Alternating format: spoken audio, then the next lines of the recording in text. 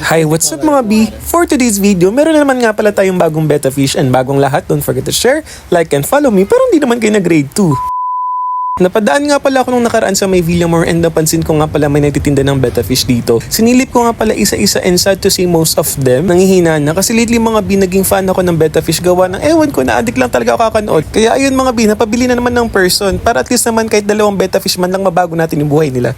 Huy, grabe naman ang pagko-concern. Since meron pa tayong isang available tank and pansamantala dyan ko muna ilalagay yung isa kasi dalawa nga pala yung nabili natin. Let me see again. Wow. Buti na nga lang pala mga B, may excess pa tayo na lava rock at saka ako na nga muna pala nilinis to kasama yung pamangkin ko. Gawa nga ng mga B, lalabo talaga yung tubig kapag hindi mo inanlawan yan. Sobrang dami kasing alikabok niyan mga B. Kung isasama niyan kasama ng betta fish, baka magkasakit lang siya, mawiwis lang talagang lahat. Sayang lang yung pinagpagura natin. Huy, grabe naman. After nga pala nating malinisan yung mga lava rock natin, ililipat na nga pala natin to sa mga tank para at least naman maging aesthetic ang person. Buti na nga lang pala mga B, may extra aquaplants pa din ako kaya ilalagay ko na din dito para hindi naman masayang at maging aesthetic lalo yung tank natin. Just so you know mga B, mga betta fish nga pala they can live without aerator o kung yung tinatawag nating mga oxygen sa tank na nilalagay nila. Nilagyan ko na nga din pala to ng stock water. Kung wala nga pala kayong stock water, mas maganda yung mineral water para at least walang chlorine at mas maging safe sa mga betta fish natin.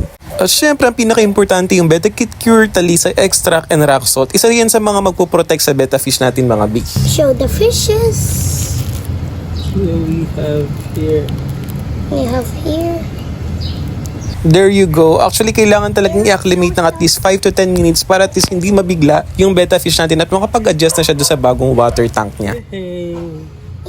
Ito nga pala yung before mga B and after. Diba mga B, para at least sa ganitong paraan man lang, may dalawang betta fish tayo na buhay na mababago. Huy, grabe naman. Buti pa yung buhay niya nagbago. Ikaw nandyan ka pa din nakatambay.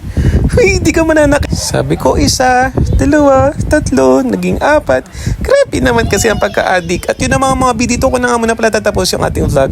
Don't forget to share, like, and follow me. See you on my next video!